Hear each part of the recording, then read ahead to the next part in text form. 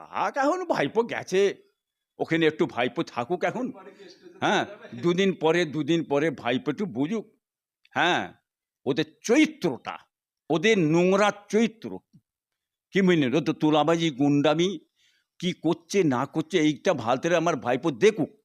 দেখার পরে নিশ্চয়ই আশা করি বধূদায়ী হতে পারে পরে ইনশাল্লাহ আমার ভাইপোর। মাঝে মাঝে ভাঙড়ে যাও না, বুঝতে পারছেন? এই কদিন আগে আমার ভাইপো গেছিল তো, বুঝতে পারছেন?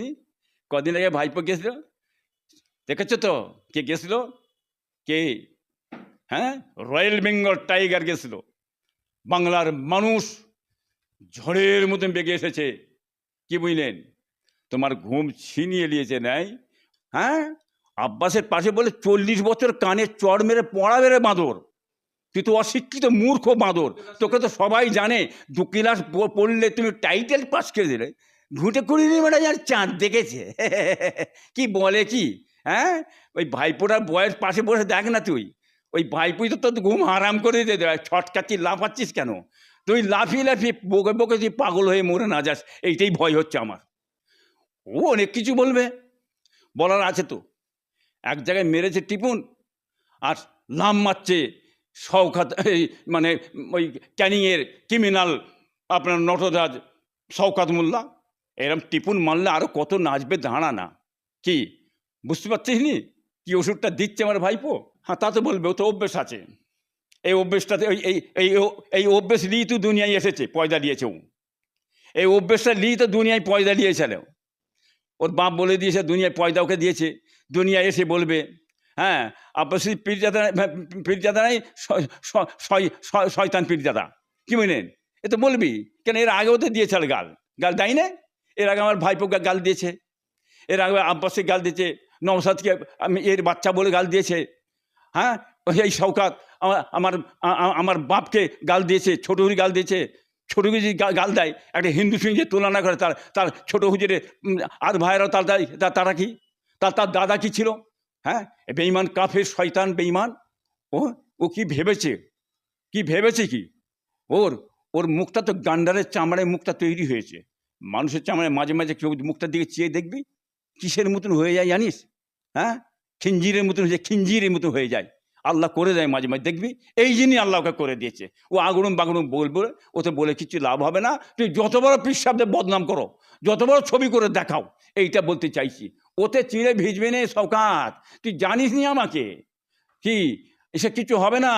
আমি দিল্লি ঘোরাগো, হ্যাঁ, রাষ্ট্রপতি স্বরাষ্ট্রমন্ত্রী যে দিল্লি থেকে একবার দুবার করে গেছি, যন্ত্র মন্ত্র বসে আন্দোলন করা লোক। অতএব ওসব কথা বলে হবে না আমার কাছে, আমরা খুব কঠিন লোক, এই মনে রেখে দিবি।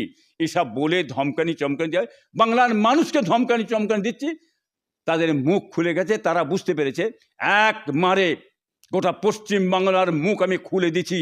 তোর বাবার ক্ষমতা নেই, মমতারও ক্ষমতা নেই, অভিষেকেরও ক্ষমতা নেই, কোনো নেতার ক্ষমতা নেই।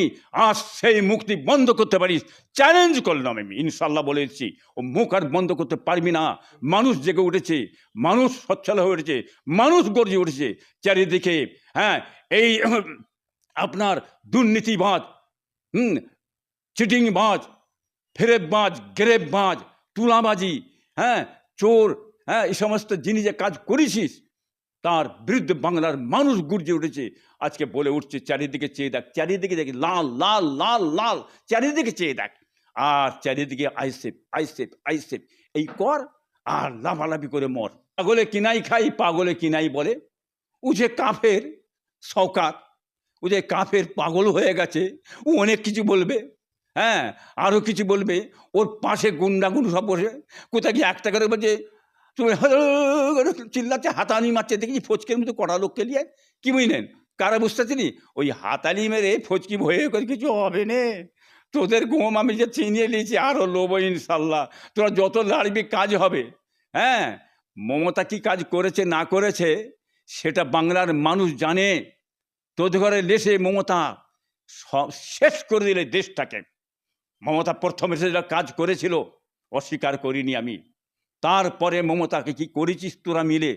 ধূলিসাৎ করে ফেলেছিস, কি বুঝলেন? মমতাকে শেষ করে ফেলেছিস। শেষ করে মমতা বিপাকে পড়ে গেছে। তোদের ঘরে কোনো দিন মমতা বের করতে পারবে না, পারবে না, পারবে না। বের করলেই মমতার গদি চলে যাবে। অতএব ক্রিমিনালকে পুষতেই হবে মমতাকে, কি বুঝলেন? সন্ত্রাসকে পুষতেই হবে মমতাকে। সন্ত্রাস ক্রিমিনাল যদি না পোষে, মমতার গদি পশ্চিমবাংলায় থাকবে না, থাকবে না, থাকবে না। ভাঙড়ে যে দেখতে হবে না, 100 কোটি টাকার লোভ দেখাচ্ছ। হাই রে মূর্খ ক্রিমিনাল, হ্যাঁ? 100 কোটি টাকার লোভ দেখাচ্ছ, ওতে ঝেড়ে খাবে। 20 কোটি টাকা সরকারকে যদি পাস না করে, গুন্ডা পুষবে কি করে, ক্রিমিনাল পুষবে কি করে, তুলাবাজি পুষবে কি করে? হ্যাঁ, ও থেকে হাফ টাকাতে ঝেড়ে ঝুড়ে খাবে নিজে, আর গুন্ডাবাজি তুলাবাজি তাদের হাতে দিয়ে দেবে। আর কত করবে? 1000, 30,000, 40,000 কাজ করিয়ে বলবে 100 কোটি টাকার কাজ করেছি। ও হালে পানি পেয়ে গেছে, হ্যাঁ, হালে পানি পেয়ে গেছে। কি ঘুম হারাম হয়ে গেছে, কি করব? আর তো রাস্তা নেই। এবার টাকা পয়সা দিই তো তুমি রেখেছো পার্টিটাকে, তো টাকা পয়সা দিই তো পার্টিটাকে রেখেছো তুমি। হ্যাঁ, ভাঙড়ে দেখতে হবে না। ভাঙড় তুমি যে দেখো না, তোমার চোখ তো ভাঁটা হয়ে গেছে, শেষ হয়ে গেছো তো। হ্যাঁ, আল্লাহ দেখাচ্ছে। কত খাবে, কত খাবে? উংলাতে একদিন হবে। এই বাংলার মানুষ তোমাকে ছাড়বে না ইনশাল্লাহ, চিনে ফেলেছে ইনশাল্লাহ। আগামী ভোটে তোমার ঘুম ছিনিয়ে দেবে। হ্যাঁ, আজকে কর্ম নেই, চাকরি নেই, শিল্প নেই, হ্যাঁ, কৃষি নেই, মানুষের কাজ নেই, কর্ম নেই, শেষ হয়ে গেছে। এই সব কথা বলে ধর্ম ধর্ম করে এই কথাটাও বলতে চাইছে কেন? দেখেন না, আবার নতুন করে একটা আবার মন্দির তৈরি করছে। মন্দির আবার শুরু করেছে। মন্দির কি একটা মন্দিরের নামটা ভুলে যাচ্ছি। হ্যাঁ, সেই মন্দির আবার মমতা ব্যানার্জি শুরু করেছে। হ্যাঁ, মুসলমানদের টাকা দিয়ে হবে সেই মন্দিরটা, সরকারি টাকা দিয়ে হবে সেই মন্দিরটা, সব ধর্মের টাকা দিয়ে সেই মন্দিরটা হবে। রাস্তা খুঁজে পেচ্ছে না। ওদিকে আপনার মানে প্রধানমন্ত্রী সে মন্দিরে ব্যস্ত আছে, এদিকে মমতা ব্যানার্জি ইনিয়ে মন্দিরে ব্যস্ত আছে। মন্দির করলে কি পেট চলবে? হ্যাঁ, কর্ম পাবে কি? মন্দিরকে মানুষকে ধোঁকা মেরে ঘুরিয়ে ভোট টেলিবার ধান্দা, এতেও চিঁড়ে ভিজবে না। মানুষ মন্দির খোঁজে না, মসজিদ খোঁজে না, মানুষ খোঁজে চাকরি, কর্ম, শিল্প, হ্যাঁ, খাদ্য খুঁজছে, বাঁচার লড়াই, হ্যাঁ, এইসব জিনিস চাই। এসব বাঁচার লড়াই বাঁচতে গেলে একমাত্র বাম ছাড়া কি করে হতে পারে? বাঁচতে গেলে, খেতে গেলে, পড়তে গেলে, অধিকার পেতে গেলে, কৃষি চাকরিজীবী করতে বাম ছাড়া কোনো উপায় নেই।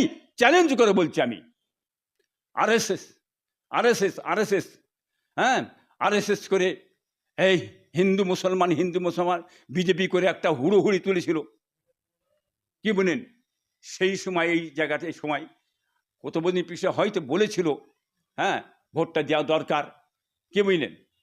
কিন্তু সেই পরিপ্রেক্ষিতে এখন যে পরিস্থিতিটা এসে গেছে, যে কথা আমার ভাইপো বলেছেন, এখন তো অন্য পরিস্থিতি। উনি তো বলেছে, হ্যাঁ, আপনার বাইবেল উড়ে ধ্বংস হয়ে যাক, কোরআন ধূলিসাৎ হয়ে ধ্বংস হয়ে যাক, কি বুঝলেন? সমস্ত গ্রন্থ সব ধ্বংস হয়ে যাক, কিতাবপত্র। একমাত্র আমার অন্যায় বেঁচে থাকবে পৃথিবীর বুকেতে। যদি কোরআন শিব ধ্বংস হয়ে যায়, মিটে যায়, এই কথা যদি কেউ মনে করে, কি সেই পরিপ্রেক্ষিতে আমার ভাইপো যে কথা বলে, রাইট কথা বলছে। কোনো মুসলমান যদি এই মমতার কথা বিশ্বাস করে, ইমান চলে যাবে, বেঈমান হয়ে যাবে, কি বুঝলেন? কথা কাটতে পারবেন না। দলিল নেন মুফতি সাহেবদের কাছে, আলেমদের কাছে, কি বুঝলেন? কোরআন কোনোদিন মেটে না, মিটবে না, দুনিয়াতে আছে, কিয়ামত পর্যন্ত কোরআনের কথা চলবে। এই কথা মিটাবার ক্ষমতা কোনো রাজা, বাদশাহ, আমির, ওমরা, হ্যাঁ, কারণে, হ্যাঁ, কথাবার্তারা হিসাব করে বলার দরকার আছে। আলতু ফালতু আগড়ুম বাগড়ুম করে বুকে বলে দিলেই হয়ে যাবে।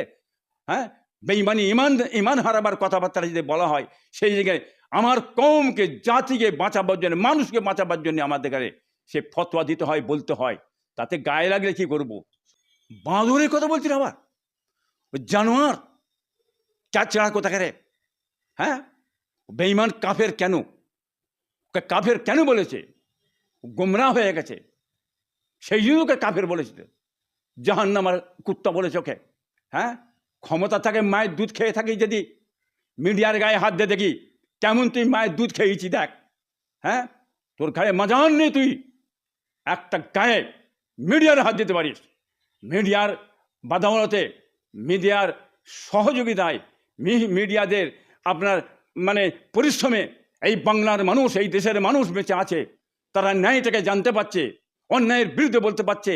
অন্যায় ধুলি সাত তুকরি করছো, গায়ে লাগছে, মিডিয়ারা বলছে ও সত্য কথা, চুরি চামারি ডাকাতি লুট পাট করে খেচ্ছ তুমি, আর সেই কথাগুলো মিডিয়া সত্য কথা বলে দিচ্ছে বলে মিডিয়ার পিছনে লেগে গেছো শয়তান, বেঈমান, কাফের। তুই লেগেছিস মিডিয়ার পিছনে লেগেছিস। মিডিয়ার মানুষদের বলবো, আপনারা খবরদার ওই শয়তান, বেঈমান, কাফেরের কোনো কথা আপনারা মিডিয়া দেবেন না, আপনাকে অ্যাভয়েড করুন। আপনারা এই ধরনের যদি কথা বলেন আইনত ব্যবস্থা নেন আপনারা। বেঈমানের জবান বেড়ে গেছে, হ্যাঁ, খবরদার ছাড়বেন না ওকে। মুসলিমরা জিন্নার অবৈধ সন্তান, মন্তব্য শুভেন্দু অধিকারী, কি বলবেন? দেখুন, বৈদিক অবৈধ সন্তান, হ্যাঁ, আগে আপনার শুভেন্দুরে বলুন তুমি বৈধ সন্তান না অবৈধ সন্তান, তুমি নিজেরটা ঠিক করে বলো, এই কথা আমি বলতে চাই। ভাঙড় ক্যানিংয়ে কোনো কাজ করতে পারে না নওশাদ। নওশাদকে যে দায়িত্বটা দেওয়া আছে সেই দায়িত্বটা নিয়ে নওশাদ কাজ করবে ভাঙড়ের। তার টাকাটা এঁটকে রেখেছে কেন? টাকাটা দাওনি কেন? যাতে বাংলার মানুষের কাছে তার দুর্নাম বদনাম বের করে মানুষকে সরিয়ে দেওয়া যায় নাই। এই কৌশল তোমার রাজনীতি আমরা বুঝিনি। তার টাকা দিয়ে দাও, কাজ করতে পারে কি দেখো।